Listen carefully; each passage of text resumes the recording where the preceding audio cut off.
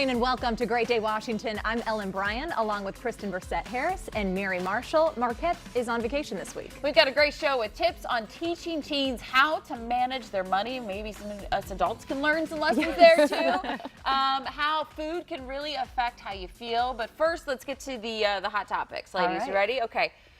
All the rage, of course, this week has been the Popeyes chicken sandwich. Have you guys tried it yet? I have not had it. No, I refuse to stand in line for it. But I know, right? Those of us that have it, if you're like us, you may be out of luck, actually. Many locations in the DMV are selling out of their popular sandwich, and now Popeye says it expects to sell out nationwide by the end of the week. They tweeted out a video on the sandwich craze with the caption, "Y'all, we love that you love the sandwich. Unfortunately, we're sold out for now." Bummer. Popeye says it's working with suppliers to bring the sandwich back as soon as possible. The chain is also pushing people to download their app, of course they are, and turn on push notifications to find out when the sandwich will be available again. Of course, some people are trolling Popeyes. One person tweeted, "How does a chicken restaurant run out of chicken?" Right. "I'm taking my money and talent back to Chick-fil-A." You had one job. Yeah. You had one job. Chicken sandwich. I don't think they expected this at all.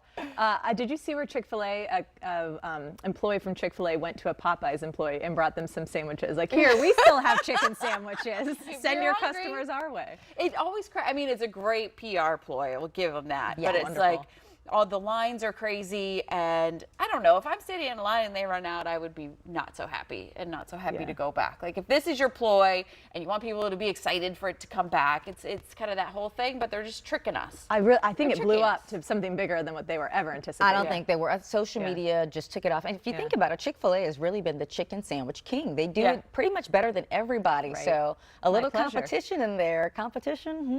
Makes things interesting. All right, Popeyes, get your act together, right? Here's a question for you. Would you keep using Facebook if you had to pay for it? No, can't fit that into my budget. See, hair, nails, Facebook, not gonna work. Sorry, Not in Facebook, there. you're out. Some people are speculating that Facebook might start charging you to use the social media site. It comes after Facebook changed its slogan on its homepage earlier this month. "It's free and always will be" had been Facebook's sign-up page for nearly a decade, but they have since changed it to "It's quick and easy." Facebook released a statement saying the site will always be free of charge.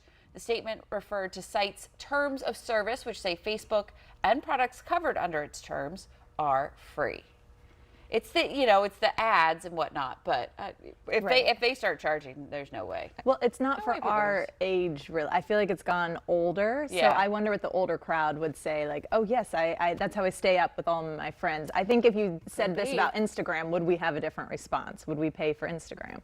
No, because somebody's going to make something else for Yeah, free. it's free. There's no social all go to media is that. going to be free. Yeah, there's plenty of competition out there. Somebody, you're right, is going to offer. I think it's when you take get us when you enough. take the word free away, it's like, wait a minute, is it not free anymore? I think that's the only thing that gets people going. But it could have been just for a business The reason. fact they said it will always be free, you kind of got to hold up to that. Yes. They've So been we'll around see long what enough. happens. I mean, there's always changes the way that the social media landscape is going on.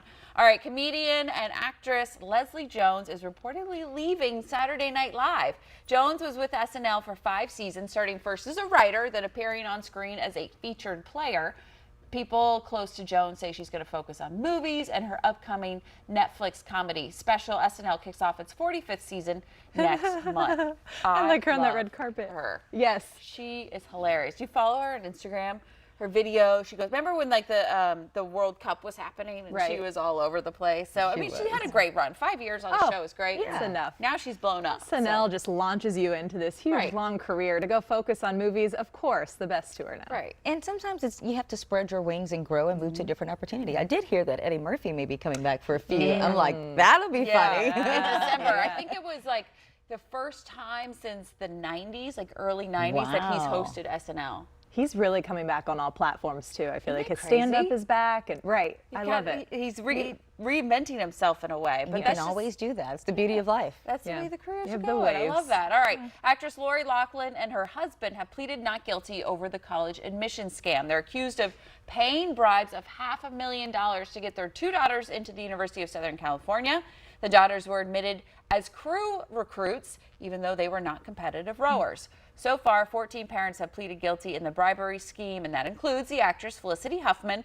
Prosecutors are recommending that she serve 4 months in jail. Can I take this one first, Kristen? Go for it. All right. I'm certainly not in agreement with what they did. As a parent, I think it's holding the kids' hands too much. But at the same time, and I'm probably out on a limb here, but that's okay. I'm going to be bold and lean in. Go for it, I don't Mary. think she should go to jail for 4 months. I think that she should maybe pay a fine and let that money go towards scholarships. It could go to scholarships towards other kids, or maybe some kid who just doesn't have enough money to pay to go to college. I think that's a better use. Why should we spend, not me, but people in that district, spend tax dollar monies on feeding her, putting her in a bed, and housing her for 4 months? Just let her give that to make it more like restitution, if you will. Yeah, probation, community service. If you're giving to a charity, actually give to a charity. What was interesting yesterday, they went before the judge because she and her husband want to be represented by the same lawyer.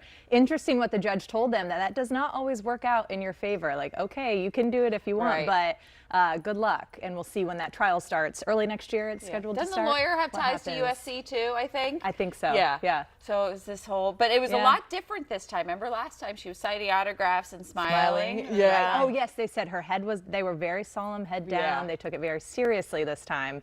So someone's in their ear, I think, as well. Here's how you should behave walking into court. Present yourself this way. Yep. Well, in the wake of all of this, of course, there's some new rules when it comes to college admissions and applying to college. The College Board says it will look at where SATs are taken. It will look at how an applicant's test score compares to scores of other students in their high school and evaluates a bunch of other factors. Some critics worry that overeager parents will move into lower income neighborhoods to give their kids an advantage.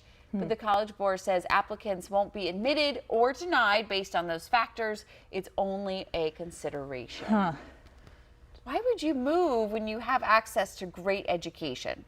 It's almost to that part, to the college admissions thing again, Mary, of like, just do the work.